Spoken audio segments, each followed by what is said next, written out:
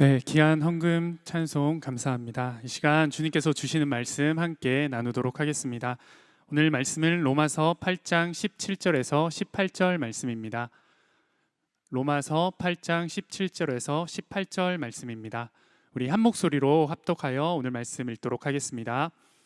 자녀이면 또한 상속자 곧 하나님의 상속자요 그리스도와 함께한 상속자니 우리가 그와 함께 영광을 받기 위하여 고난도 함께 받아야 할 것이니라. 생각하건대 현재의 고난은 장차 우리에게 나타날 영광과 비교할 수 없도다. 아멘. 네, 우리는 계속해서 성도의 온전함에 대해서 말씀을 나누고 있습니다. 그리스도인은 하나님 안에서 진정한 회복을 경험하고 그 회복으로 살아가는 사람들입니다. 이런 회복의 구체적인 모습이자 방향이 바로 온전함입니다. 성경에서 말하는 온전함은 최고의 기준의 일치함, 성숙함, 완전히 무르익음의 상태를 이야기합니다. 우리 삶의 최고의 기준이자 성숙함의 기준은 무엇일까요? 그것은 바로 예수 그리스도이십니다. 에베소서 4장 13절 말씀, 우리 한 목소리로 한 번 더 합독해서 읽도록 하겠습니다. 우리가 다 하나님의 아들을 믿는 것과 아는 일에 하나가 되어 온전한 사람을 이루어 그리스도의 장성한 분량이 충만한 데까지 이르리니. 아멘. 온전하다는 것은 하나님을 사랑하고 예수님을 닮아 그분의 장성한 분량까지 자라가는 것입니다. 삶의 모든 순간에 예수님을 닮아 예수님 같이 살아가는 것이 바로 온전한 성도의 삶의 모습입니다. 그렇다면 그리스도인의 온전함은 언제 가장 선명히 드러나 빛이 날까요? 2019년 여름에 우리 사랑하는 청년들과 함께 아프리카 에티오피아로 단기 선교를 다녀왔습니다. 그곳에서 좋은 사람들과 함께 참 많은 은혜와 추억을 나눴는데요. 특별히 제게는 선교 중에 잊혀지지 않는 자연 경관이 있습니다. 그것은 우리의 대부분의 사역이 이루어졌던 오지의 한 마을에서 바라본 밤하늘의 풍경입니다. 캄캄한 하늘에 쏟아질 듯 빛나는 수많은 별들과 달 그림자가 만들어질 만큼 유난히 밝았던 달빛, 그것은 한국에서 한 번도 보지 못한 밝은 빛이었습니다. 지역과 환경의 차이도 있었겠지만 한국에서 볼 수 없었던 유난히 밝았던 빛은 아마 가로등 하나, 불빛 하나 없었던 대초원의 상대적인 어두움 때문이었을 것입니다. 빛은 어두울 때 더욱 밝게 빛납니다. 주위가 어두우면 어두울수록 더욱 선명해집니다. 우리의 온전함도 그렇습니다. 예수님을 닮은 온전함은 고난 속에서 더욱 선명히 드러납니다. 고난과 절망 가운데 더욱 밝게 빛이 나는 것입니다. 어두운 절망 가운데 소망이 더욱 찬란한 존재의 이유를 드러내듯 고난 가운데 온전함이 그렇습니다. 여러분의 삶은 어떻습니까? 고난과 고통 가운데 더욱 예수님을 닮아가는 온전함으로 살아가고 계십니까? 고난의 시간을 통해 예수님께 더욱 가까이 나가고 계십니까? 이 시간 고난을 통해 우리를 온전히 빚어가시는 하나님의 은혜를 발견하는 귀한 시간 되길 소망합니다. 고난의 시간이 예수님처럼 살아갈 수 있는 은혜의 시간이라 고백하게 되는 귀한 시간 되길 소망합니다.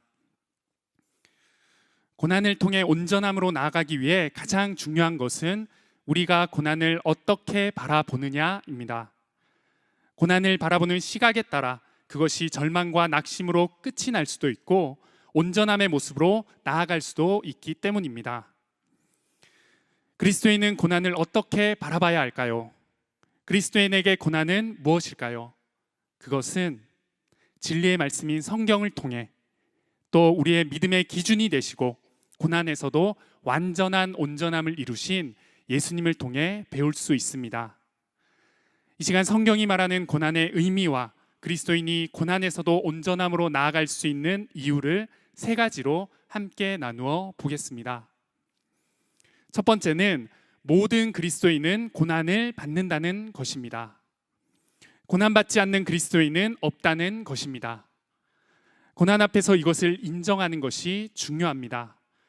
오늘 본문 17절 말씀 한 번 더 보시겠습니다.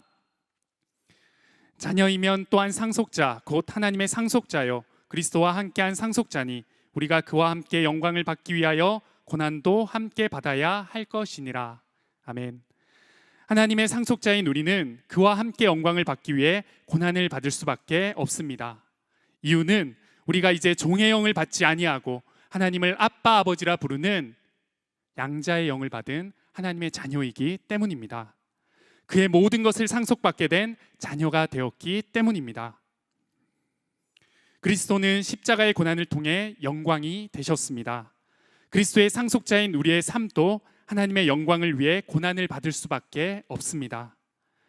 그것이 예정되어진 그리스도인의 삶이기 때문입니다. 고난은 어떤 죄로 인해, 악으로 인해 우리에게 다가올 때도 있지만 확실한 것은 그리스도의 삶 가운데 어떤 이유이든 어떤 모양이든 고난을 피할 수 없다는 것입니다. 모든 그리스도인은 고난받는 것이 정해져 있습니다. 고난받지 않고 그리스도인의 삶을 살아갈 수 있는 사람은 아무도 없습니다. 왜냐하면 우리 예수님께서 고난을 받으셨고 우리 예수님께서 고난의 삶을 사셨기 때문입니다. 우리는 그 예수님의 삶을 살아내야 하는 그분의 상속자이기 때문입니다. 모든 그리스도인은 고난을 받는다. 이 확고한 신뢰와 확신과 시선이 우리로 하여금 모든 고난을 통해 하나님을 바라볼 수 있는 이유가 되는 것입니다.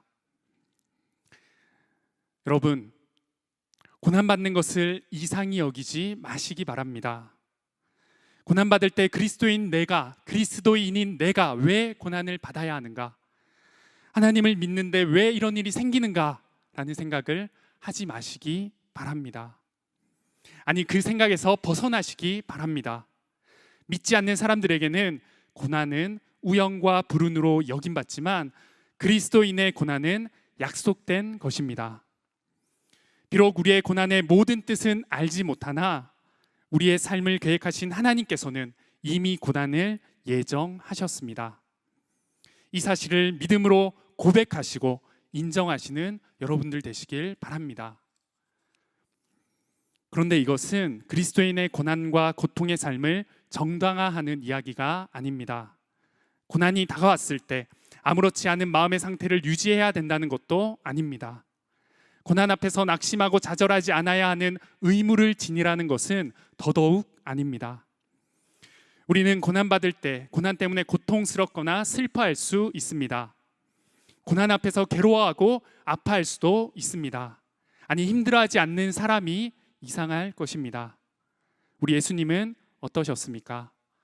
마태복음 26장 37절에서 39절 말씀 제가 읽도록 하겠습니다. 베드로와 세베대의 두 아들을 데리고 가실새 고민하고 슬퍼하사 이에 말씀하시되 내 마음이 매우 고민하여 죽게 되었으니 너희는 여기 머물러 나와 함께 깨어 있으라 하시고 조금 나아가서 얼굴을 땅에 대시고 엎드려 기도하여 이르시되 내 아버지여 만일 할만하시거든 이 잔을 내게서 지나가게 하옵소서. 그러나 나의 원대로 마옵시고 아버지의 원대로 하옵소서 하시고. 십자가 고난 앞에서 예수님은 심히 고민하시고 슬퍼하셨습니다. 죽을 만큼 힘들어하셨습니다. 완전한 하나님이시자 완전한 인간이신 예수님께서도 고난 앞에서 고통스러워 하셨습니다. 고난 앞에서의 슬픔과 힘듦은 어쩌면 당연한 일입니다. 그러나 여러분, 고난을 슬퍼하기만 하십시오. 내가 왜 이런 고난을 당하는지 이런 생각을 하며 고난을 슬퍼하며 그 슬픔을 슬퍼하지는 마십시오. 내가 왜 이런 고난을 당하는 거지 하며 슬픔을 슬퍼하지 말라는 말입니다. 왜 나에게 이런 고난을 주시는지 물을 이유가 우리에게는 없다는 것입니다. 그냥 당한 이유로 슬퍼하시기 바랍니다. 내가 왜 슬픔을 당해야 하는가?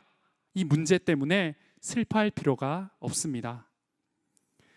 사실 삶의 고난이 찾아왔을 때 우리를 가장 힘들게 하는 것은 고난 자체의 슬픔이 아닙니다. 그것은 이 고난을 왜 당해야 하는가에 대한 슬픔과 흔들림으로 방황하고 힘들어한 일이 많다는 것입니다. 여러분, 고난 앞에서 그냥 슬퍼하시기 바랍니다. 하나님께 그 슬픔을 내어놓고 힘들어해도 괜찮습니다. 그러나 내가 왜 슬픈가를 연구하고 고민하며 더 큰 어려움에는 빠지지 마십시오. 모든 그리스도인의 고난의 삶은 하나님께서 이미 정하셨습니다. 고난의 의미와 정의는 내가 내릴 수 없는 하나님의 영역임을 인정하시기 바랍니다. 사랑하는 여러분, 비록 왜 고난을 당하는지는 모르지만 그것을 주신 분이 선하신 하나님이심을 믿고 확신하여 신뢰하는 참된 신앙을 가지시는 여러분 되시길 소망합니다. 고통의 이유를 알려고 하는 것은 전지전능한 하나님을 모두 알 수 있다는 교만입니다. 하나님은 그 이유를 숨기심으로 우리가 겸손해져 하나님을 더욱 의지하게 하셨습니다. 지금의 삶이 고난 중에 계십니까? 이해되지 않는 고난의 순간들이 여러분 앞에 찾아와 있습니까? 그 시간들로 힘들어하고 계십니까? 우리 하나님께 마음껏 슬퍼하고 힘들어하고 아파하십시오. 죽을 만큼 힘들다고 외쳐도 괜찮습니다. 이 고난을 어서 빨리 지나가게 해달라고 하나님께 간절히 기도하십시오. 그러나 고난의 이유와 원인을 찾으며 하나님의 존재를 의심하고 부정하여 슬픔의 어려움을 더 얹지는 마시기 바랍니다. 고난으로 슬퍼하고 힘들어하되 고민과 자책으로 그분과의 관계가 깨어지지 않기를 소망합니다. 그때 결국 고난의 주관자이신 하나님을 인정하고 그분의 일하심을 신실히 기대하는 믿음의 힘이 생기게 될 것입니다. 그런 참 신앙으로 고난을 바라보고 견뎌내는 사랑하는 청년 여러분들 되시길 소망합니다. 두 번째로는 모든 그리스도인의 고난에 예수님은 함께 하십니다. 다시 한번 오늘 본문 17절 말씀, 후반부에 나오는 말씀 제가 읽도록 하겠습니다. 우리가 그와 함께 영광을 받기 위하여 고난도 함께 받아야 할 것이니라. 아멘. 하나님의 자녀된 우리는 예수 그리스도와 함께 영광을 받기 위해 또 함께 고난을 받아야 한다고 말씀합니다. 이 말씀을 읽을 때 참 많은 부담을 느끼게 됩니다. 함께 받는 영광은 좋은데 꼭 함께 고난까지 받아야 하나? 고난에 동참하는 것이 참 두렵고 어려운 마음이 있을 것입니다. 그러나 이것은 우리에게 고난을 통해 온전함을 이루어갈 수 있는 큰 힘과 은혜를 주시는 주님의 약속입니다. 예수님과 고난을 함께 받는다는 것은 반대로 생각해 보면 우리의 고난 중에도 예수님은 함께 하신다는 약속입니다. 힘들고 어려운 고난의 시간은 믿는 사람이나 믿지 않는 사람 모두에게 찾아옵니다. 하지만 그리스도를 주라 고백하고 온전함을 바라보며 살아가는 우리의 고난에는 특별함이 있습니다. 그것은 바로 고난 중에도 우리와 함께 하시는 예수님이 계시다는 사실입니다. 얼마 전 고난의 시간을 보내고 있는 한 청년을 만났습니다. 길어지는 코로나로 인해 2년을 준비한 사업은 오픈한 지 6개월 만에 문을 닫게 되었고 경제적으로는 큰 빚을 지게 되었다고 말했습니다. 엎친 데 겹친 격으로 최근 육체에 큰 질병까지 발견되어 큰 고난 앞에 있는 청년이었습니다. 그 청년과의 나눔 중에 제 마음속 깊이 박혀 잊혀지지 않는 말이 있었습니다. 목사님, 많은 믿음의 동력자들이 저를 위해 기도해주고 위로해주는 것은 참 감사한 일인데요. 그 위로 속에 이해가 되지 않아 마음이 어려운 것이 있습니다. 그것은 하나님은 너의 고난을 기뻐하신다. 지금 너의 이 고난은 하나님이 주신 최고의 선물이다 라는 위로입니다. 목사님, 이것이 사실이라면 저는 하나님께 너무나도 서운합니다 라는 나눔이었습니다. 여러분은 어떠십니까? 하나님은 우리의 고난을 기뻐하실까요? 하나님이 주신 최고의 선물이 바로 고난일까요? 이것은 분명 고난을 통해 온전함을 이루는 모든 가정과 영광스러운 결과에 이르렀을 때라면 아름다운 고백이 될 수도 있습니다. 하지만 고난 가운데 있을 때라면 저는 그렇게 생각하지 않습니다. 하나님은 우리의 고난을 누구보다 슬퍼하시고 함께 가슴 아파하시는 분이십니다. 죽기까지 우리를 사랑하시어 고난 중에 고통받는 자녀들과 함께 고통받으시는 아빠, 아버지이십니다. 하나님은 우리의 감정과 상황을 동정 못하실 이가 아니신 하늘 아버지이심을 믿으시기 바랍니다. 어느 아버지가 자녀의 아픔과 힘듦을 즐기며 기뻐할까요? 어느 아버지가 자녀에게 고난의 길을 선물로 주시기 원하실까요? 이 땅의 아버지도 그렇지 않은데 하물며 하늘 아버지는 고난받는 자녀들을 바라보시며 얼마나 가슴 아파하실까요? 하나님은 고난 중에 있는 우리를 보시며 그 이상으로 힘들어하시고 아파하십니다. 그리고 고난과 고통에 있는 우리와 함께 하시는 아빠, 아버지이십니다. 이 은혜의 사실이 우리가 고난 앞에서도 온전함으로 나아갈 수 있는 최고의 약속이 됨을 믿으시기 바랍니다.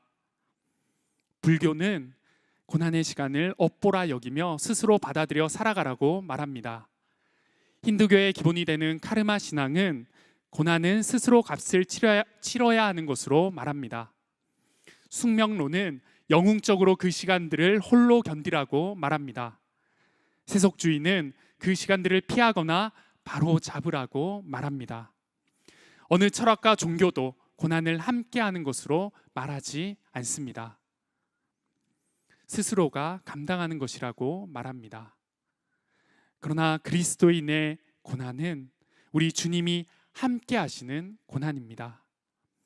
예수님께서는 고난 속에 있는 우리와 함께 슬퍼하며 아파하시겠다 약속해 주셨습니다. 주님은 우리가 눈물 흘릴 때 함께 울어주시는 아버지이십니다. 요한복음 11장 33절에서 35절 말씀 제가 읽도록 하겠습니다. 예수께서 그가 우는 것과 또 함께 온 유대인들이 우는 것을 보시고 심령의 비통이 여기시고 불쌍히 여기사 이르시되 그를 어디에 두었느냐 이르되 주여 와서 보옵소서 하니 예수께서 눈물을 흘리시더라. 예수님은 죽은 나사로로 인해 눈물 흘리는 가족들과 사람들을 바라보시며 함께 눈물 흘리셨습니다.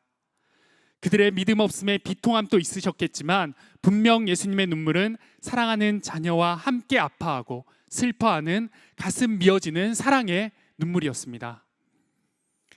사랑하는 여러분, 고난의 시간을 지나가고 계십니까? 이해할 수 없는 고난의 일이 당신을 힘들게 합니까?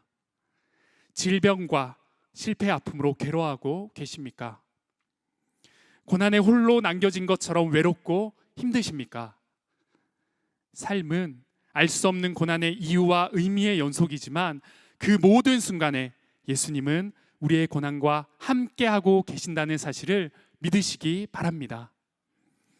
고난으로 힘들어 지쳐 의지할 곳 없는 우리 옆에 함께 울어주시고 우리의 고통을 이해하시고 아파하시는 예수님이 계시다는 그 사실을 믿으시기 바랍니다. 우리가 눈물을 흘릴 때에 우리의 눈물을 닦아주시는 주님의 사랑을 깨닫길 소망합니다. 그 예수님께 모든 마음과 생각과 감정을 내어드리고 고난을 통해 참 하나님의 사랑을 발견하는 저와 여러분들 되시길 소망합니다.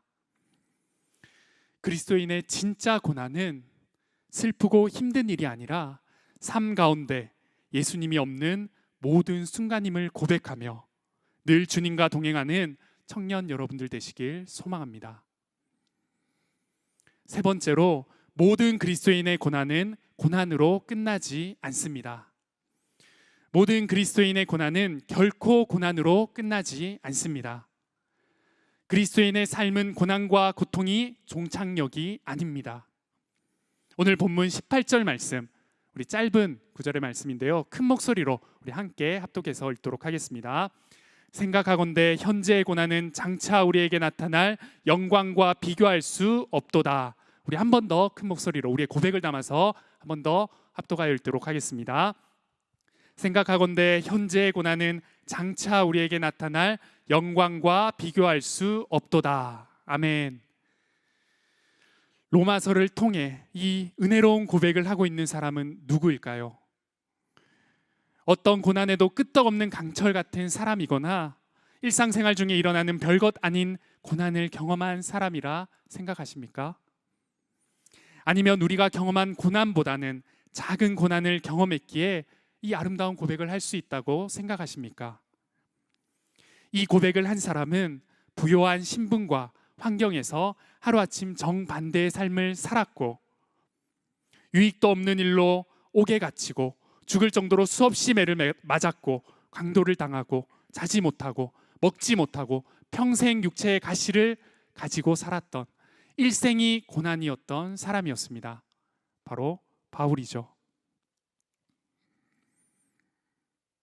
바울은 이런 고난이 자신의 삶의 끝이 아니라 장차 나타날 영광을 위한 일이었음을 소망으로 고백합니다. 그리고 그 소망의 고백처럼 바울의 고난을 하나님께서는 귀하고 영광스럽게 사용하셨습니다. 고난은 모든 삶이 끝난 것처럼, 더 이상은 이 고난에서 벗어날 수 없을 것처럼 절망하고 낙심하게 만듭니다. 하지만 하나님은 우리의 삶을 고난으로 끝내지 않고 반드시 장차 하나님의 영광을 주시겠다고 약속해 주셨습니다. 시각장애를 가진 스코틀랜드의 작가 조지 마스틴은 이렇게 말했습니다. 성경 인물들에게 가장 잊지 못할 풍요의 자리가 어디였던가 물어보라. 그들의 대답은 내가 엎드렸던 차가운 바닥이라고 답할 것이다. 아브라함에게 물어보라. 이삭을 바쳤던 모리아의 번제단을 가리키리라. 요셉에게 물어보라. 총리가 되기 전 갇혔던 차가운 감옥을 가리키리라. 다윗에게 물어보라. 그의 노래는 밤에 지어졌다고 할 것이다. 한 사람 더, 예수에게 물어보라. 그분은 대답하리라. 겟세마네 동산 차가운 땅바닥에서 왕권을 받았노라고. 내 영혼아, 그대도 겟세마네에서 화환을 얻으라. 그 쓴 잔을 마심이 면류관이 되리라.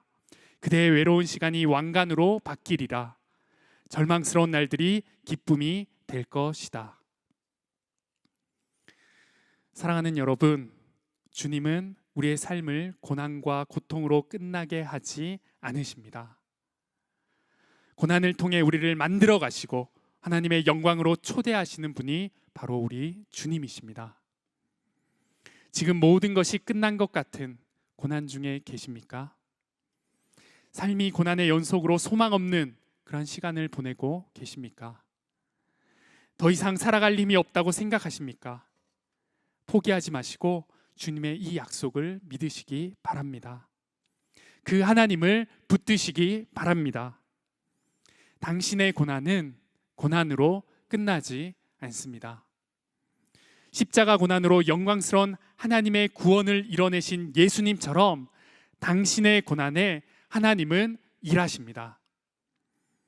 그 하나님께 소망을 품고 살아가는 저와 여러분들 되시길 소망합니다.